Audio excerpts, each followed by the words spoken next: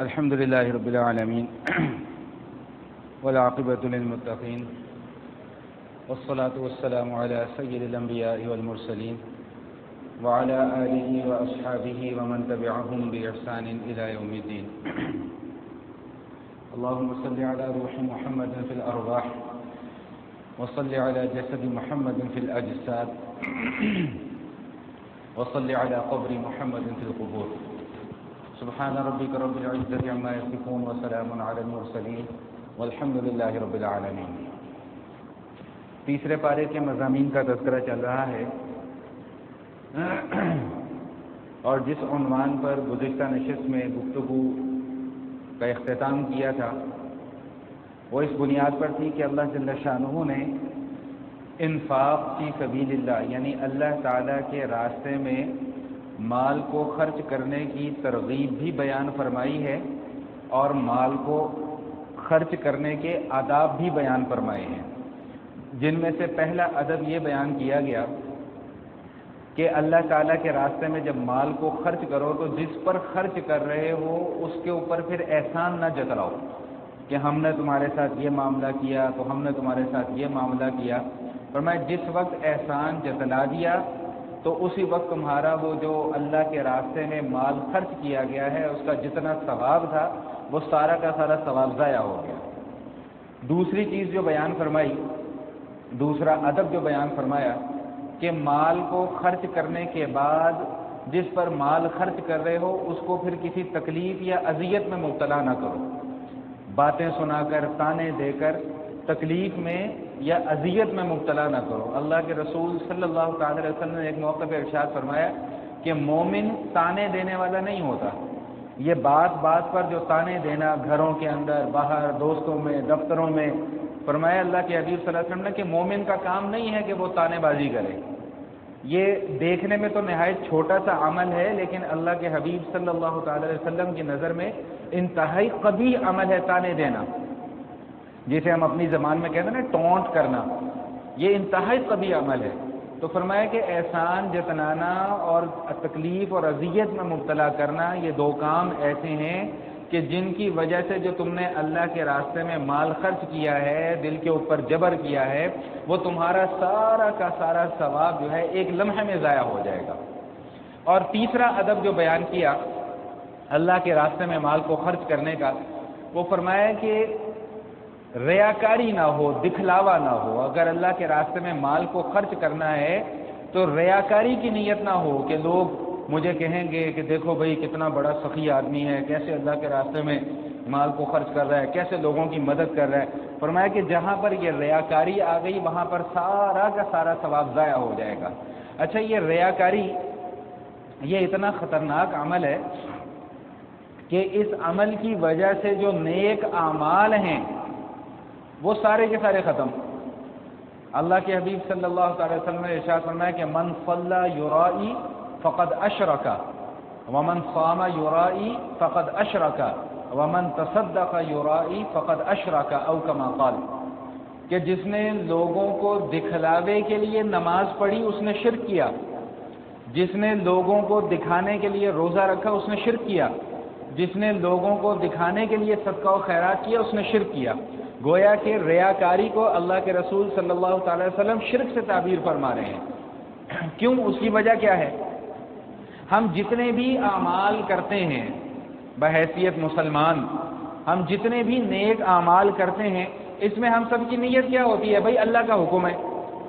تو جب اللہ نے ہمیں حکم دیا ہے تو یہ اللہ تعالیٰ کی رحمت ہے کہ اللہ نے صرف کام کرنے کا حکم ہی نہیں دیا بلکہ ساتھ ساتھ اس کام کی اجرت بھی طے کر دی ہے.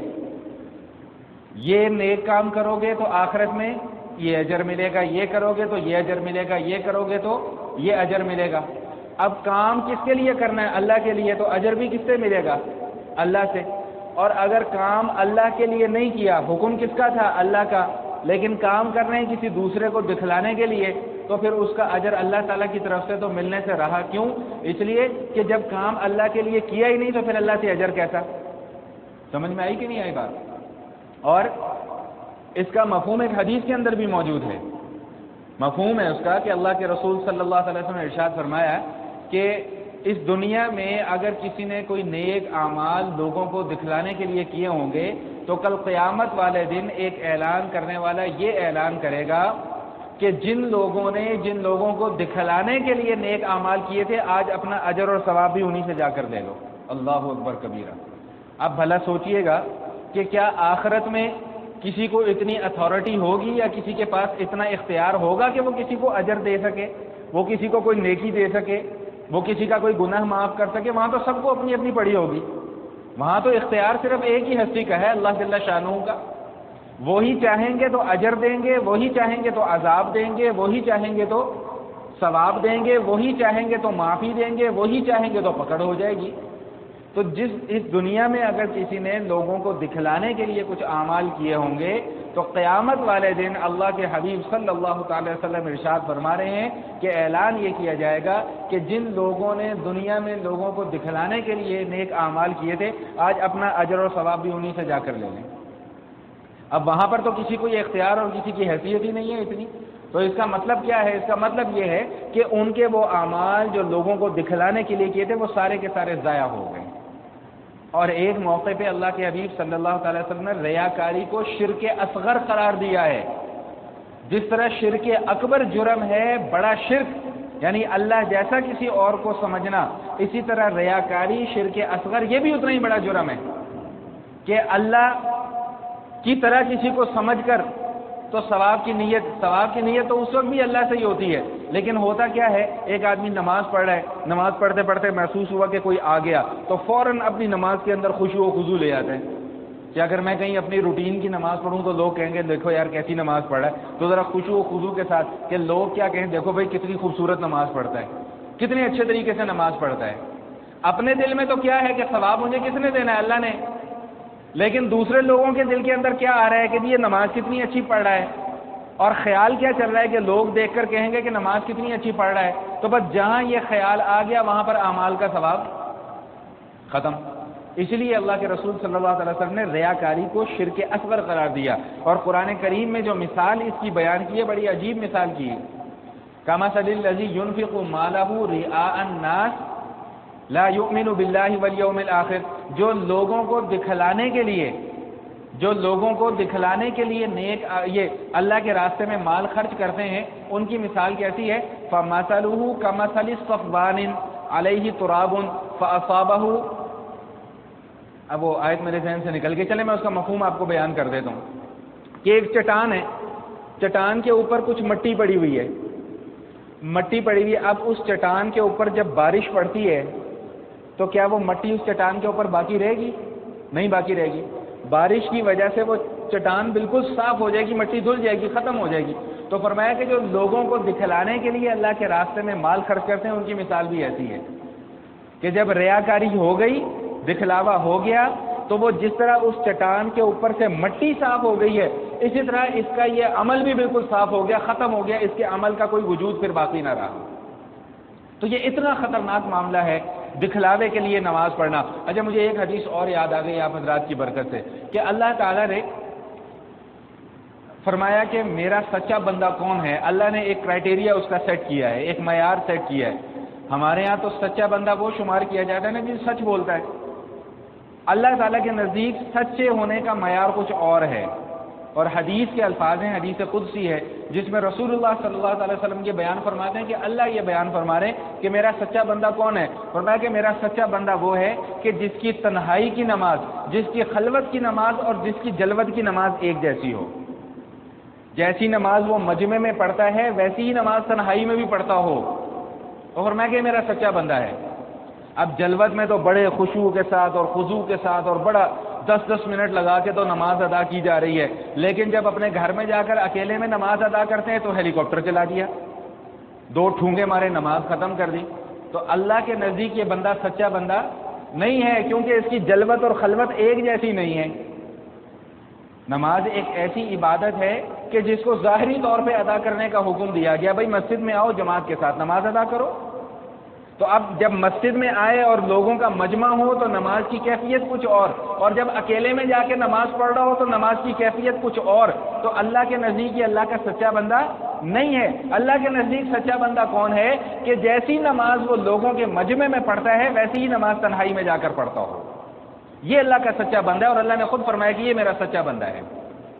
تو اسی لیے یہ ریاکاری کا معاملہ بڑا ہی خطرناک معاملہ ہے۔ آپ حضرات کی برکت سے مجھے ایک حدیث اور یاد آ گئی، بڑی مشہور حدیث ہے، آپ نے پہلے بھی سنی ہوگی، کئی علماء سے سنی ہوگی، میں نے بھی کئی مرتبہ یہ حدیث بیان کی ہے کہ 3 قسم کے لوگ ہوں گے جن کو قیامت والے دن سب سے پہلے لایا جائے گا، جن کا معاملہ سب سے پہلے کیا جائے گا۔ ان میں سے ایک شہید ہوگا، ایک سخی ہوگا، اور ایک عالم دین ہوگا۔ شہید کو بلایا جائے گا باوجود اس کے کہ اللہ سب جانتے ہیں، اتمام حجت کے لیے اللہ اس سے پوچھیں گے کہ ہاں بھائی کیا عمل لے کے آیا؟ وہ عرض کرے گا یا اللہ آپ کے راستے میں لڑا، آپ کے راستے میں اپنی جان دے دی۔ تو اللہ فرمائیں گے نہیں، تو نے یہ خلوص نیت سے نہیں کیا، تو نے اس لیے کیا کہ لوگ تجھے بہادر کہیں، جو تو چاہتا تھا وہ تجھے دنیا میں لوگوں نے کہہ دیا، اور اسے اٹھا کر جہنم کا ایندھن بنا دیا جائے گا۔ دوسرے نمبر پہ ایک مولانا صاحب کو لایا جائے گا۔ اچھا میں ایک بات اور آپ کو بتلاؤں، مجھے بڑے کام کی بات یاد آ گئی معاشرتی اعتبار سے۔ ہمارے یہاں جب ایک لفظ استعمال ہوتا ہے نا، لفظ مولوی، ویسے تو یہ جو مولوی کا لفظ ہے مولوی، اس کا معنی بہت اچھا ہے، علم والا، اللہ والا، لیکن ہم نے اس کو ایک گالی سی بنا کر پیش کر دیا ہے، جس کو ہم نے لتاڑنا ہو کہ اوے مولوی۔ پھر جب لوگوں کو سمجھاؤ نہیں جی نہیں، مولانا اور ہوتے ہیں اور مولوی ہوتے ہیں، بھائی آپ کو کس نے کہا مولانا اور ہوتے ہیں اور مولوی؟ مولانا کا بھی وہی معنی ہے، مولوی کا بھی وہی معنی ہے۔ تو جب مولوی کا لفظ آتا ہے نا تو ہمارا ذہن فوراً ایک کام یہ کرتا ہے کہ مجموعی طور پہ جو مولویوں کا طبقہ ہے وہ سب ایسا ہی ہے۔ مجھے اکثر لوگ کہتے ہیں جی مولوی صاحب آپ چھوڑ دیا کریں، بار بار اس طرح کی باتیں نہ کیا کریں۔ میں کیوں نہ کیا کروں، ہم پر بیتی ہے اس لیے ہم کرتے ہیں، ہمارے پاس اور کوئی ذریعہ نہیں ہوتا اپنی بات پہنچانے کا۔ تو ایسے ہی ایک مرتبہ کوئی کہیں بات ہوئی تو وہ صاحب کہنے لگے نہیں نہیں، مولوی کچھ اور چیز ہوتی ہے اور مولانا اور عالم جو ہے وہ کچھ اور چیز ہوتی ہے۔ میں نے ایک جملہ عرض کیا، میں نے کہا حضور گزارش یہ ہے کہ آپ ہمارے منہ پہ تو یہ کہہ رہے ہیں کہ نہیں نہیں آپ مولوی کی کیٹیگری میں نہیں آتے، اور باہر جا کر آپ بھی ہمیں مولوی ہی کہہ کر مخاطب کرتے ہیں۔ تو جب مولوی کا لفظ آتا ہے نا تو ہمارا ذہن فوراً اس طرف جاتا ہے کہ جی سارے کے سارے مولویوں کا طبقہ۔ دیکھیں پہلی بات یہ ہے کہ ہر داڑھی والا اور ہر ٹوپی والا مولوی نہیں ہوتا، تو ہر کسی کو مولوی کہہ کر رگڑا لگانے سے گریز کیجیے۔ میں کم از کم جو میرے حلقہ احباب ہیں، جو لوگ میری بات سن رہے ہیں، میں ان تک تو اپنی بات پہنچا سکتا ہوں۔ تو ہر داڑھی والے اور ہر ٹوپی والے کو رگڑا لگانے سے گریز کیجیے کہ یہ تو مولوی ہے، یہ تو کرتے ہی ایسے ہیں۔ اب ایک آدمی نے کوئی شوقیہ داڑھی رکھی ہوتی ہے، وہ باہر جا کے کوئی اوٹ پٹانگ کام کرتا ہے تو نزلہ فوراً ارے مولوی تو کرتے ہی ہو جائے کام نے۔ بھائی سارے مولویوں کو آپ نے ایسے کرتے ہوئے دیکھا نہیں دیکھا، تو پھر الزام کیوں لگاتے ہو ساروں کے اوپر؟ میں آج پورے وثوق کے ساتھ اور پورے اعتماد کے ساتھ ممبر رسول پر بیٹھ کر یہ بات کر رہا ہوں کہ جتنے لوگ اپنی زبانوں سے یہ لفظ ادا کرتے ہیں نا کہ یہ سارے کے سارے مولوی ایسے ہوتے ہیں، خدا کی قسم کل قیامت کا دن ہوگا اور مولویوں کا ہاتھ ہوگا اور آپ لوگوں کا گریبان ہوگا۔ میں پورے دعوے کے ساتھ یہ بات کر رہا ہوں۔ جو علماء حق کا طبقہ ہے آپ ان کو بھی رگڑا لگانے پر تلے ہوئے جی مولوی تو ایسے ہی ہوتے ہیں، مولوی ایسے ہوتے ہیں۔ ہمارے ہی پیچھے نمازیں پڑھتے اور ہمیں جا کے بعد رگڑے لگا رہے ہوتے جی مولوی تو ایسے ہوتے ہیں، مولوی ایسے ہوتے ہیں۔ میرے سامنے کی بات ہے، ایک دفعہ ایسا کوئی معاملہ ہوا تو وہ کسی داڑھی آدمی نے کوئی داڑھی رکھی ہوئی تھی، اس کا کہیں تذکرہ چل نکلا، حالانکہ دور دور تک اس کے اندر کوئی مولویت کے جراثیم نہیں پائے جاتے تھے، صرف داڑھی رکھنا تو مولویت کی علامت نہیں ہے۔ اب یہ داڑھی تو ہمارے یہ بھائی فرید صاحب نے بھی رکھی ہوئی ہے، کیونکہ آپ کو بھی لوگ مولوی مولوی کہہ کے بلاتے ہیں کہ نہیں بلاتے؟ بس دیکھ لیں، حالانکہ نہ یہ مولوی ہیں، نہ حافظ ہیں، نہ قاری ہیں، کچھ بھی نہیں ہے۔ تو اس لیے اس معاملے میں احتیاط کیا کریں۔ تو میں واقعہ آپ کو بتلا رہا تھا کہ وہ میرے سامنے ایسے کوئی تذکرہ ہوا تو وہ کسی نے کہہ دیا کہ جی وہ داڑھی والا جو ہے نا جی وہ داڑھی رکھی ہوئی اس نے وہ شراب پیتا ہے، تو دوسرے کے وہ مولوی سارے ہو جائے ہوتے ہیں۔ لا حول ولا قوت الا باللہ الامان الحفیظ۔ تو بہرحال جب اس طرح کے مولویوں کا تذکرہ ہو تو خدا کے واسطے سب کو ایسا نہ سمجھا کریں۔ بعض کالی بھیڑیں علماء کے طبقے کے اندر بھی موجود ہیں کہ جنہوں نے علماء کی بدنامی کا ٹھیکہ اپنے ذمہ لیا ہوا ہے، لیکن اس کا یہ مطلب نہیں ہے کہ آپ سارے کے سارے علماء کے طبقے کو رگڑا لگانا شروع کر دیں۔ تو بہرحال عرض یہ کر رہا تھا کہ قیامت والے دن دوسرے نمبر پہ جس شخص کا حساب کتاب کے لیے لایا جائے گا وہ ایک عالم دین ہوگا۔ اس سے اللہ پوچھیں گے کہ بھائی کیا لے کر آیا؟ وہ کہے گا جی اللہ تعالیٰ آپ کا دین سیکھا، لوگوں تک پہنچایا. تو اللہ پاک فرمائیں گے نہیں، تو نے اس لیے نہیں سیکھا تھا کہ میں راضی ہو جاؤں، تو نے اس لیے سیکھا تھا کہ لوگ یہ کہیں کہ واہ بھائی واہ کیا زبردست تقریر کرتا ہے، واہ بھائی واہ کتنا بڑا عالم ہے، واہ بھائی واہ کتنا علم ہے. تو جو تو چاہتا تھا وہ دنیا میں تجھے کہہ دیا گیا، چلو قصہ ختم، سارے اعمال ضائع، اٹھا کے جہنم میں پھینک دیا جائے گا. تیسرے نمبر پر وہ شخص لایا جائے گا جو سخی ہوگا، جو اللہ کے راستے میں مال بہت خرچ کرتا ہوگا. اللہ اس سے پوچھیں گے کہ کیا اعمال لے کر آیا؟ عرض کرے گا یا اللہ اتنے لوگوں کی میں نے غریبوں کی مدد کی، یہ کیا وہ کیا، فلاں جگہ پیسہ خرچ کیا، مسجدیں بنوائیں، مدرسے بنوائے، پانی کے کولر لگوا دیا، یہ کروا دیا وہ کروا دیا. تو اللہ پاک ارشاد فرمائیں گے کہ تو نے یہ اس لیے نہیں کیا کہ میں راضی ہو جاؤں، تو نے یہ اس لیے کیا کہ لوگ تجھے یہ کہیں دیکھو بھئی کتنا سخی ہے، کتنا اللہ کے راستے میں مال کو خرچ کرتا ہے. تو جو تو چاہتا تھا وہ تجھے کہہ دیا گیا. اب تیرا کام کیا ہے کہ اب تیرے سارے کے سارے اعمال ضائع اور اٹھا کر اسے جہنم کا ایندھن بنا دیا جائے گا. تو تیسرا ادب جو میں آپ کے سامنے بیان کر رہا تھا مال کو خرچ کرنے کا، وہ یہ کہ جب بھی مال کو خرچ کیا جائے تو صرف نیت یہ ہو کہ میرے اللہ مجھ سے راضی ہو جائیں، لوگوں کو دکھلاوا کرنا مقصود نہ ہو. لوگوں کو دکھلاوا کرنا مقصود ہوگا تو سارا کا سارا ثواب ضائع ہو جائے گا. تو یہ تو پہلے 3 آداب ذکر کیے گئے کہ جن میں مال کو خرچ کرنا ہے، اور ساتھ حکم یہ ہے کہ یہ کام نہیں کرنے. اب اس کے بعد کچھ آداب وہ بیان کیے جا رہے ہیں کہ جس میں مال کو خرچ کرنے کے ساتھ ساتھ اور ایک ایڈیشن کرنے کا بھی حکم ہے کہ بھئی آپ نے یہ کرنا ہے. جس میں سے سب سے پہلا کام جس کا ابھی تذکرہ ہوا کہ بھئی جب بھی مال کو خرچ کرو تو اللہ تعالیٰ کی رضا کی خاطر خرچ کرو، اللہ کو خوش کرنے کے لیے خرچ کرو، لوگوں کو دکھلاوا کرنے کے لیے خرچ نہ کرو. اب جو اللہ تعالیٰ کو خوش کرنے کے لیے مال خرچ کرتا ہے اس کی مثال بھی اللہ تعالیٰ ایسی بارش سے ہی دے رہے ہیں کہ ایک چبوترا ہو، ایک ٹیلا ہو، اس ٹیلے کے اوپر ہریالی ہو، جب اس پر بارش پڑتی ہو تو وہ بارش مکمل طور پہ اس ہریالی کے اوپر پڑتی ہو. تو فرمایا کہ اگر بارش مکمل طور پہ ہریالی پہ نہ پڑتی ہو تو کم از کم بارش کی فوار تو اس کے اوپر پڑتی ہوگی. تو اللہ تعالیٰ کی رضا کی خاطر مال خرچ کرنے والے کی مثال ایسی ہی ہے کہ وہ اللہ تعالیٰ کی رضا اور خوشنودی کے لیے جب مال خرچ کرتا ہے تو اللہ تعالیٰ اس کے اس عمل کو ضائع نہیں فرماتے، اس کو کسی نہ کسی صورت میں اجر ضرور اللہ پاک عطا فرماتے ہیں. دنیا میں بھی اللہ تعالیٰ اجر عطا فرماتے ہیں اور آخرت میں بھی جا کر اس کو بہترین قسم کا اجر دیا جائے گا. ایک ادب یہ بیان کیا گیا. دوسرا ادب یہ بیان کیا گیا جس میں کرنے کا حکم ہے کہ جب بھی مال کو خرچ کرنا ہے تو مال کو خرچ کرتے وقت اس بات کا خیال رکھنا ضروری ہے کہ جو مال ہم خرچ کر رہے ہیں یہ حلال پیسوں میں سے خرچ کر رہے ہیں، حرام میں سے نہیں. لا يقبل اللہ صلاۃ بغیر طہور ولا صدقۃ من غلول. بغیر وضو کے اللہ تعالیٰ نماز قبول نہیں فرماتے اور حرام سے کمائے گئے پیسے سے اللہ تعالیٰ صدقہ و خیرات قبول نہیں فرماتے. عمرہ کرنے جا رہے ہیں جی، کس پیسے سے عمرہ کرنا ہے؟ وہ جی پرائز بانڈ میں انعام نکل آیا تھا تو چلو جی ہم نے کہا ہم عمرہ کریں. لا حول ولا قوت الا باللہ. حرام کا پیسہ رکھو اپنے پاس، اللہ کو ضرورت نہیں ہے ایسے پیسوں کی. اور یہ پرائز بانڈ کا مسئلہ بھی یاد رکھیے گا، اکثر لوگ اس میں بڑی کنفیوژن کا شکار ہیں. پرائز بانڈ پر نکلنے والی انعامی رقم حرام ہے، سود ہے.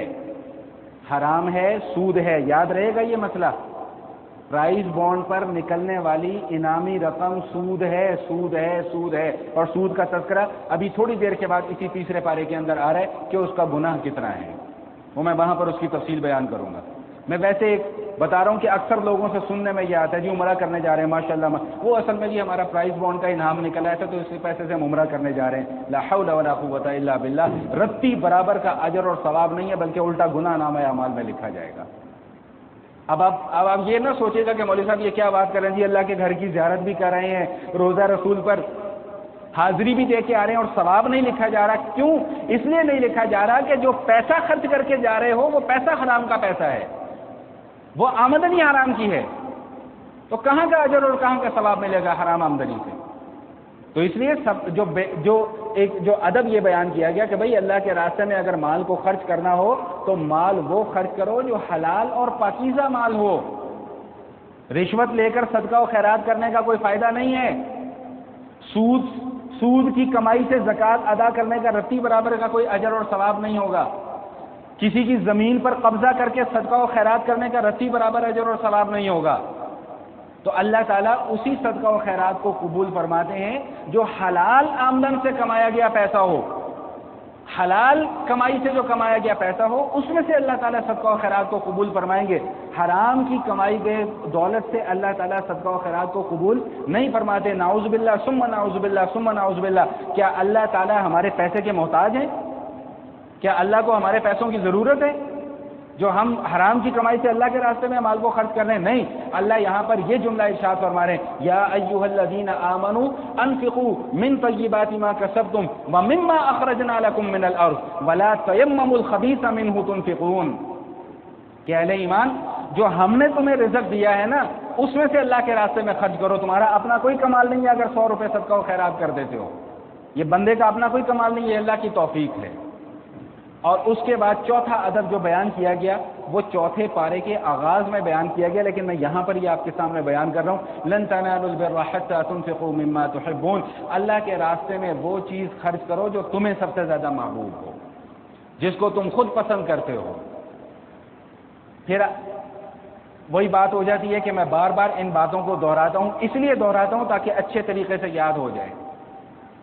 شادی بیاہ پر، دوسرے فضول اخراجات پر لاکھوں روپے خرچ کیے جاتے ہیں، لیکن جب اللہ کے راستے میں دینے کی باری آتی ہے تو 100 روپے پکڑا دیے، 10 روپے پکڑا دیے، 50 روپے پکڑا دیے۔ اللہ تعالیٰ کو اتنا محتاج اور غریب سمجھا ہوا ہے، مسجد میں چندہ دینا ہوتا ہے 10 روپے چندہ دے رہے ہوتے ہیں، لا حول ولا قوت الا باللہ۔ وہ دیکھا نا اکثر مسجدوں میں وہ رومال لے کے پھر رہے ہوتے ہیں سامنے چندہ اکٹھا کرنے والے، تو اس میں دیکھا کریں ذرا کبھی غور سے کہ کتنا چندہ ہوتا ہے۔ پہلے تو وہ 5-5 روپے کے ٹھیپے آتے تھے، 5 کے نوٹ آتے تھے، وہ چونیاں اٹھانیاں آتی تھی، میں نے خود اپنی آنکھوں سے دیکھا لوگوں کو چونیاں اٹھانیاں بھی ڈالتے ہوئے۔ اب زیادہ سے زیادہ 10 روپے دے کے جی مسجد کے اوپر بڑا احسان کر دیا، جی ہم نے 10 روپے آج ہم نے مسجد کے اندر خرچ کیے ہیں۔ ابھی رات کو بیگم صاحبہ حکم فرما دیں کہ مجھے شاپنگ پر لے کے جاؤ، کم از کم 5000 کا سوٹ تو وہی خرید کے لے آئیں گی، لیکن نہیں، جب اللہ کے راستے میں مال خرچ کرنا ہے تب تکلیف ہوتی ہے جب وقت۔ تو اسی لیے اللہ تعالیٰ نے پہلے ہی اس بات کو بیان فرما دیا کہ لن تنالوا البر حتى تنفقوا مما تحبون، جب تک کہ اپنی سب سے پسندیدہ چیز اللہ کے راستے میں خرچ نہیں کرو گے تب تک تمہیں رتی برابر اس نیکی کرنے کا کوئی ثواب نہیں ملے گا۔ اب قربانی کے ایام آ رہے ہیں نا، تو اب دیکھیے گا لوگ کیسے کیسے جانور خرید کے لے کے آتے ہیں۔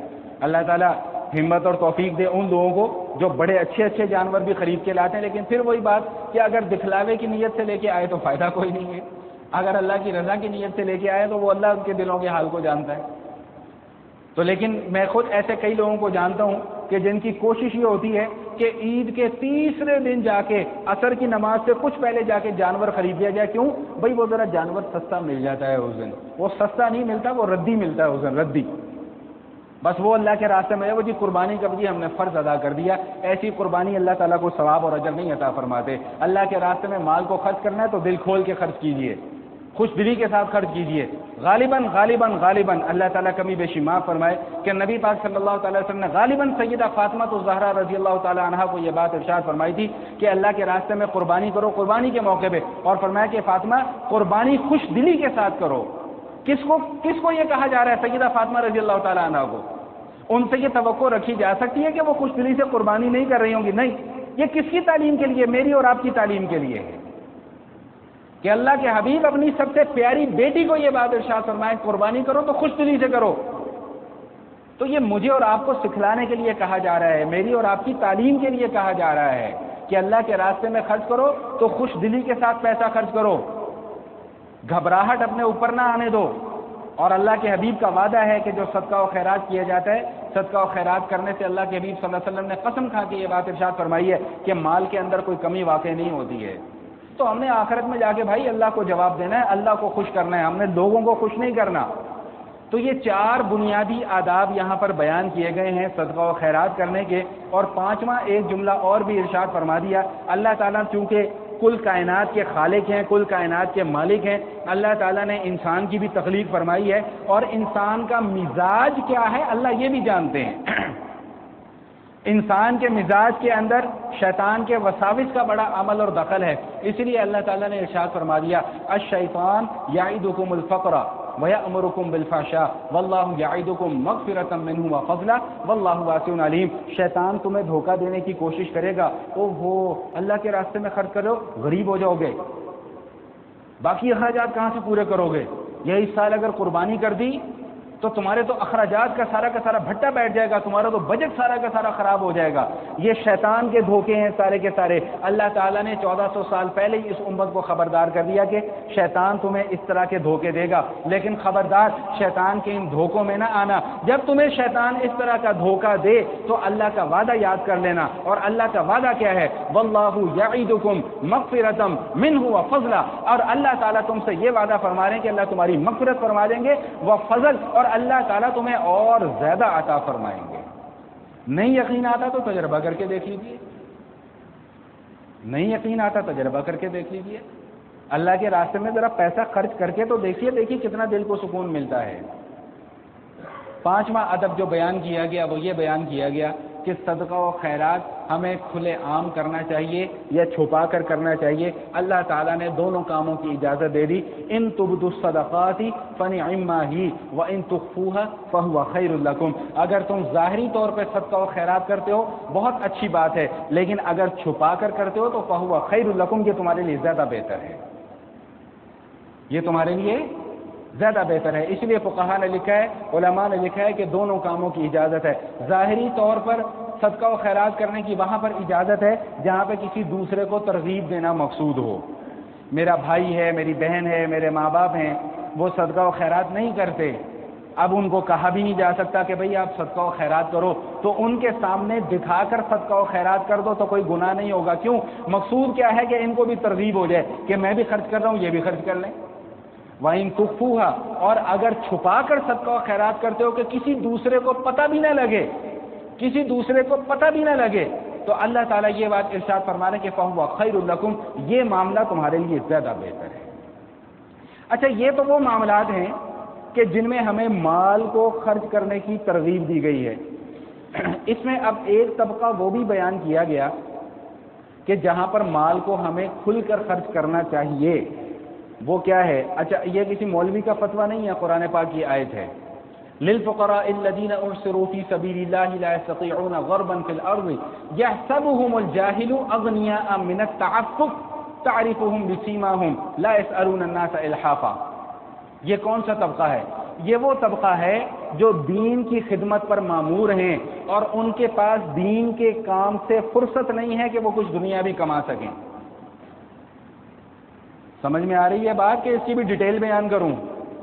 وہ لوگ جو دین کے مختلف کاموں پر اپنی خدمت سر انجام دے رہے ہیں، مدرسے کا معلم ہے، مدرس ہے، مسجد کا مولوی ہے، امام ہے، خطیب ہے، مؤذن ہے، یہ لوگ وہ لوگ ہیں کہ جن کو کوئی اور کام کرنے کا موقع ہی نہیں ملتا۔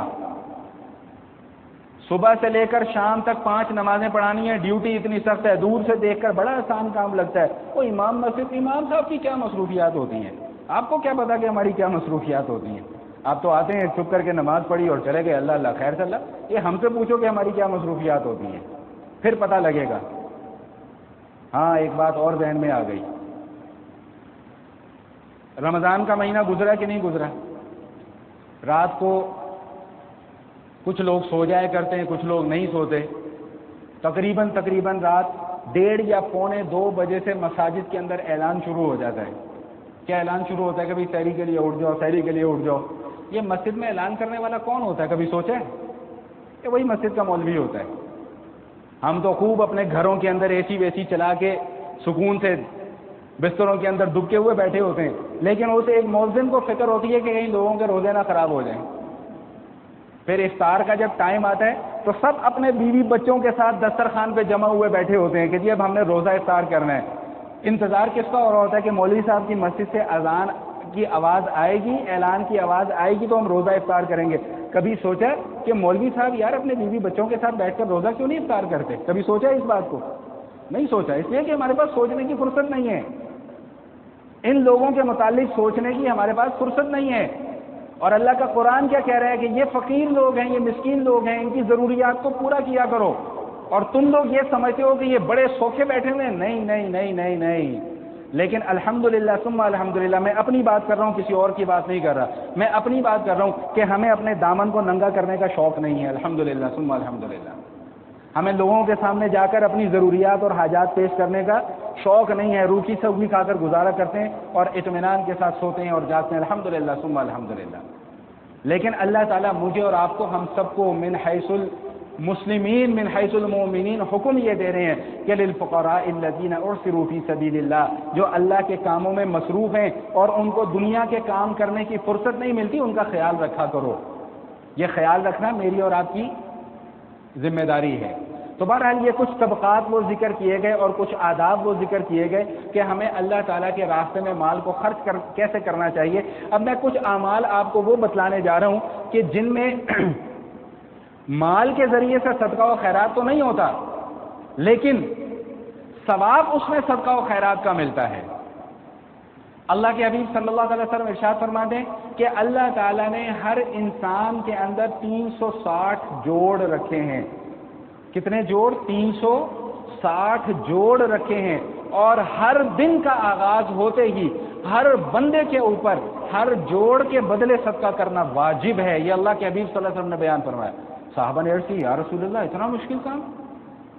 چلو دن میں مہینے میں ایک مرتبہ ہو گیا، سال میں ایک مرتبہ ہو گیا، روزانہ 360 جوڑوں کے بدلے اگر 1 روپیہ بھی خرچ کریں تو روز کے کتنے بنتے ہیں؟ 360 روپے۔ تو یا رسول اللہ ہم میں سے کوئی اتنی طاقت نہیں رکھتا کہ ہم ہر جوڑ کے بدلے صدقہ ادا کریں۔ تو اللہ کے حبیب صلی اللہ تعالی وسلم نے میری اور آپ کے لیے کتنی بڑی آسانی پیدا فرما دی۔ فرمایا ایک مرتبہ سبحان اللہ کہنا یہ ایک صدقہ ہے، ایک مرتبہ الحمدللہ کہنا ایک صدقہ ہے، ایک مرتبہ اللہ اکبر کہنا ایک صدقہ ہے، ایک مرتبہ لا الہ الا اللہ کہنا یہ ایک صدقہ ہے۔ تو اگر بندہ 15 20 25 مرتبہ 40 مرتبہ یا 100 مرتبہ یہ کلمات ادا کر لے تو وہ جو اللہ کے حبیب صلی اللہ علیہ وسلم کا حکم ہے کہ ہر جوڑ کے بدلے صدقہ ہے وہ صدقہ ادا ہو جاتا ہے۔ اسی طرح فرمایا ایک اور موقع پہ کہ بیوی بچوں کے اوپر جو مال خرچ کیا جاتا ہے، بیوی بچوں کی ضروریات پورا کرنے کے لیے جو مال خرچ کیا جاتا ہے، اللہ تعالیٰ اس مال کے بدلے صدقے کا ثواب عطا فرماتے ہیں۔ اور ایک اور موقع پہ ارشاد فرمایا بیٹھ جاؤ بھائی، بیٹھ جاؤ یار، میری توجہ بار بار آپ کی طرف جا رہی، بیٹھ جاؤ، جہاں جگہ ملے وہاں بیٹھ جاؤ۔ اور ایک اور موقع پہ ارشاد فرمایا کہ علم دین سیکھنا اور سکھانا یہ افضل ترین صدقہ ہے۔ دین کا علم سیکھنا اور سکھانا یہ افضل ترین صدقہ ہے۔ تو یہ وہ اعمال ہیں کہ جن میں مال کو خرچ بھی نہیں کرنا پڑتا اور صدقہ و خیرات کا ثواب بھی مل جاتا ہے۔ تو تیسرے پارے کے اندر مال کو خرچ کرنے کے حوالے سے بڑا تفصیلی مضمون بیان کیا گیا، جو میں نے 2 نشستوں میں جس کا خلاصہ آپ کے سامنے رکھ دیا۔ اب اس کے بعد جو تیسرے پارے کے اندر مضمون آ رہا ہے وہ نہایت ہی اہم اور سخت مضمون ہے، اور وہ کیا ہے؟ وہ سود کے حوالے سے مضمون ہے۔ سود کے حوالے سے مضمون ہے۔ اللہ تعالیٰ نے سود کو حرام قرار دیا ہے، اللہ تعالیٰ نے سود کو حرام قرار دیا ہے، یہ کسی کو بتانے کی ضرورت نہیں ہے۔ میں آپ ہم سب اس مسئلے کو بڑے اچھے طریقے سے جانتے ہیں، وہ علیحدہ بات ہے کہ ہم لوگ عمل کرنے کی طرف راغب نہیں ہیں۔ یار میری طرف دیکھو بھائی، میری طرف دیکھو، پتہ نہیں ایک بات میں 20 مرتبہ سمجھا چکا ہوں، مجھے سمجھ میں نہیں آتی، اب میں کیا کر سکتا ہوں؟ پھر لوگ کہتے ہیں جی مولوی صاحب ایک دم غصے میں آ جاتے ہیں، جلال میں آ جاتے ہیں، یہ ہو جاتا ہے اور وہ ہو جاتا ہے۔ ایک دن نا تیاری کر کے آؤ، آدھے پونے گھنٹے جمعے کی بیان کی تیاری کر کے آؤ، یہاں پر آ کر بیٹھو، بیان کرو، میں تمہارے سامنے بیٹھتا ہوں، میں پھر اس طرح کی الٹی پلٹی حرکتیں کروں گا تو پھر میں دیکھتا ہوں کہ آپ بیان کیسے کر پاؤ گے۔ عجیب یار معاملات ہیں۔ ایک تو دیر سے آنے والوں کو سمجھ میں نہیں آتی، ہزاروں دفعہ مسئلے بتا کے تھک جاتے ہیں، لیکن مجال ہے کہ کان پر جوں رینگتی ہو۔ تو سود کے حوالے سے اللہ کے حبیب اللہ تعالیٰ نے تیسرے پارے کے اندر بڑے سخت مضامین بیان فرمائے ہیں، جن کا میں مختصر سا خلاصہ صرف آپ کے سامنے رکھ رہا ہوں۔ سب سے پہلی بات یہ سمجھ لیجئے گا کہ زمانہ جاہلیت میں سود کا بہت لین دین تھا اور سود کے ذریعے سے نفع کمایا جاتا ہے، یہ تو ہم سب جانتے ہیں۔ تو ان کا ایک کامن سا اعتراض تھا۔ اعتراض کیا تھا؟ انما البیع مثل الربا، بھائی خرید و فروخت جو ہم کرتے ہیں اس کے اندر بھی نفع کمایا جاتا ہے اور سود کے ذریعے سے بھی نفع کمایا جاتا ہے، تو دونوں میں فرق کیا ہے؟ تو اللہ تعالیٰ نے اس کا جواب فرق بیان کر کے نہیں دیا، اللہ تعالیٰ نے اس کا جواب اس انداز میں دیا کہ یہ اللہ کا حکم ہے۔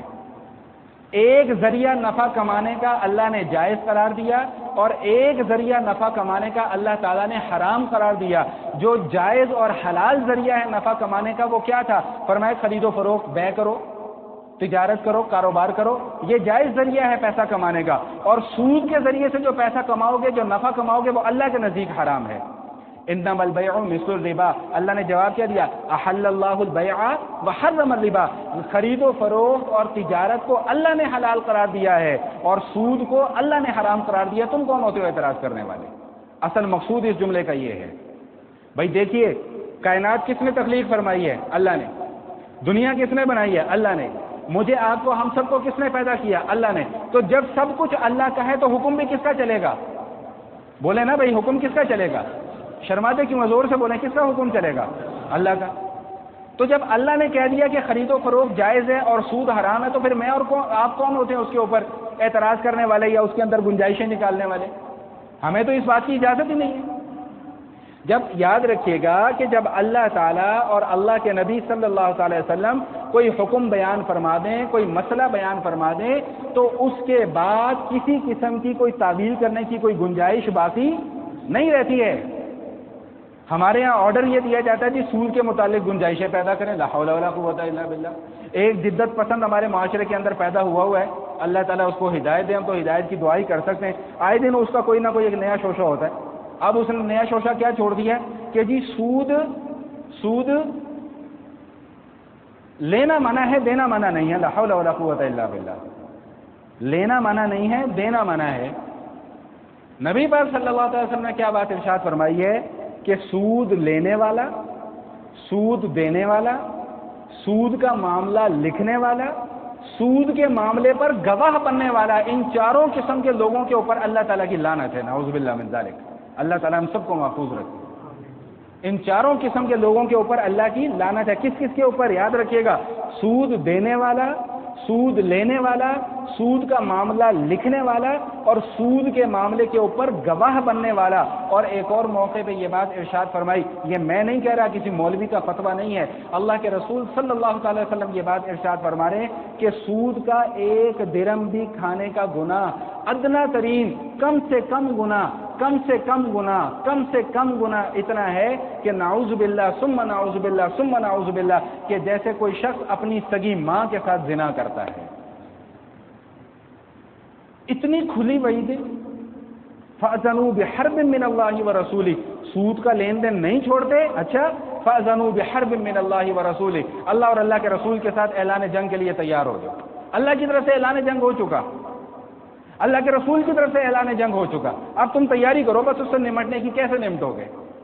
یہ جو ہمارے اوپر معاشی اعتبار سے جو اتنے مصائب ہم پر مسلط ہوئے ہیں، یا اکانومی جو ہماری اتنی کولیپس کر گئی ہوئی ہے، ہم لوگ تو یہ سوچتے ہیں نا کہ جی ہم چونکہ باقی دنیا کی معیشت کے ساتھ نہیں چل رہے ہیں اس لیے ہمارا یہ حال ہوا ہے۔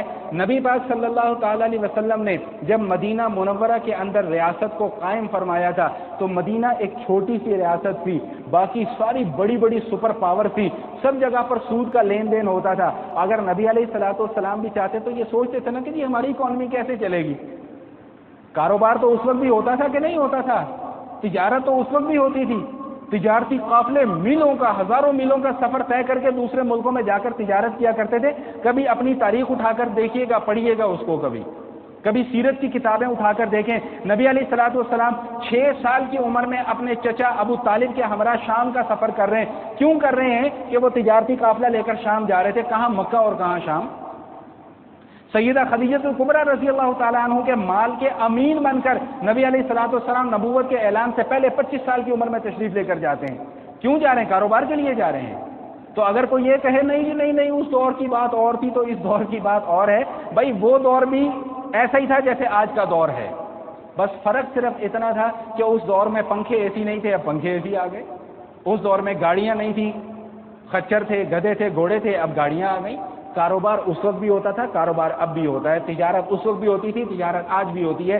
سود کا لین دین اس وقت بھی تھا، سود کا لین دین آج بھی ہے۔ نبی پاک صلی اللہ علیہ وسلم نے مدینے کے اندر ایک ریاست قائم کر کے، ایک آئیڈیل ریاست بنا کر صحابہ کرام کی تربیت کر کے لوگوں کے سامنے ایک مثال رکھ دی کہ لوگوں اگر ریاست چلانی ہو تو اس انداز میں چلا کر دیکھو۔ فرمایا کہ میں آج سے پہلے کا جتنا بھی سود ہے اس کو اپنے پاؤں تلے رونتا ہوں، آج سے پہلے کی جتنی بھی رسم و رواج ہیں ان سب کو اپنے پاؤں تلے رونتا ہوں۔ یہ کون فرما رہے ہیں؟ میرے آقا علیہ الصلوۃ والسلام فرما رہے ہیں۔ ویسے تو بڑے ہم ڈنکے کی چوٹ پہ دعویٰ کرتے ہیں جی عاشق رسول اور فلاں اور ڈھمکانا جی اور یہ ہے اور وہ ہے، عمل تو ذرا کر کے دکھاؤ، میدان عمل میں آؤ، پھر پتہ لگے گا کہ عاشق رسول کیا ہوتا ہے۔ لوہے کے چنے چبانے پڑتے ہیں پھر جا کے بندہ کہیں عاشق رسول بنتا ہے۔ صحابہ نے کبھی یہ دعویٰ نہیں کیا کہ یا رسول اللہ ہم آپ کے عاشق رسول ہیں، حالانکہ تھے اور سچے تھے۔ آج تک کبھی کسی کا اس انداز میں دعویٰ مجھے کسی کتاب میں نکال کر دکھا دو جس انداز میں اور آپ دعوے کرتے ہیں جی ہم عاشق رسول ہیں۔